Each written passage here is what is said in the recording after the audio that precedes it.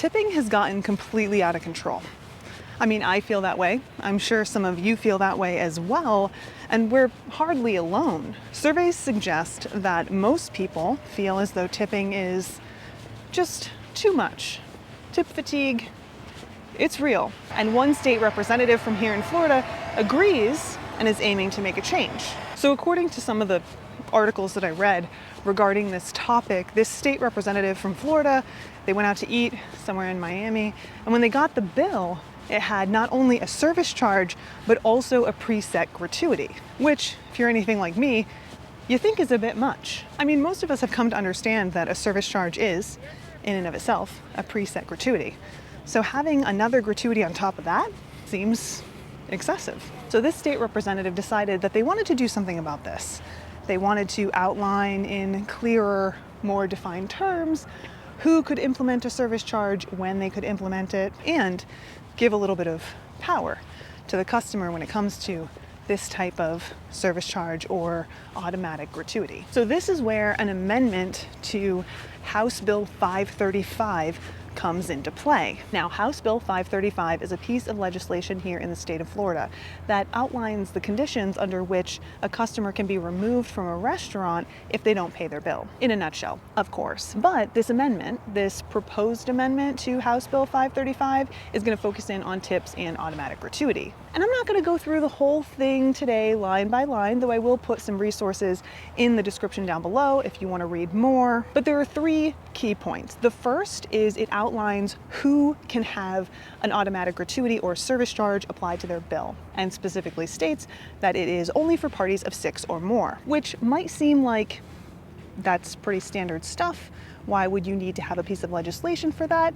But simply put, it's because these service charges in some cases are put on all bills. We'll get more to that here in a second. The second key point of this proposed amendment makes it so that restaurants must disclose what the surcharge or automatic gratuity is and provide a breakdown of who gets how much, both on the menu as well as on the bill. And finally, it makes it so that customers who don't receive satisfactory service don't have to pay that service charge or automatic gratuity. Now, if you're listening to all of this, you might be thinking to yourself, hold on a second, this seems pretty standard. I mean, I've dined with groups of 6 or more, and it's pretty clear that there's going to be an automatic gratuity or service charge added to my bill. It tends to be disclosed, not only on the menu, but also on the check or the bill, you know. And if you happen to be making a reservation, this information is usually included then as well. So that knocks off 2 of the points that are in this amendment. Doesn't really seem necessary, and you'd be right. It doesn't seem like it should be necessary. But here's the thing. There are a lot of cases in which these service charges or automatic gratuity are added to the bill no matter what. And it's not necessarily the standard 15 to 18% that most of us come to expect. You know, the industry standard. One place that comes to mind, we actually went there not too long ago, is called Ford's Garage. At Ford's Garage, which is like a themed burger joint, they add a 20% service charge on top of every bill, no matter the size of your party. And you're stuck paying it, no matter how good or bad the service is, which during our last visit was the worst dining experience we've ever had anywhere.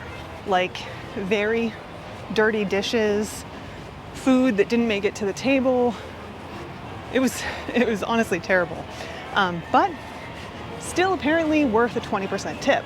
And this is hardly the only time we've seen something like this. We even see it right here on Walt Disney World property, which is where I'm hanging out today. I'm just kind of strolling and enjoying the weather. Right down the way at the boardwalk, you'll find Cake Bake Shop. They got cakes, as the name suggests. They got coffee, and they got a table service restaurant over there. And one of the things that they offer, people talk up and down about it, is their afternoon tea.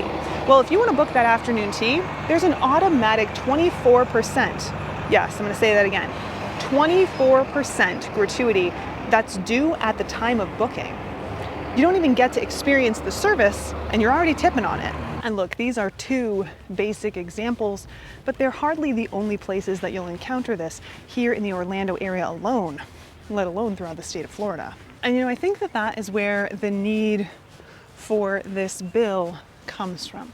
and why people feel like something like this, a piece of legislation that clearly outlines how these service charges and automatic gratuities can be used, is a necessity, simply because people are being taken advantage of. And that's just not fair.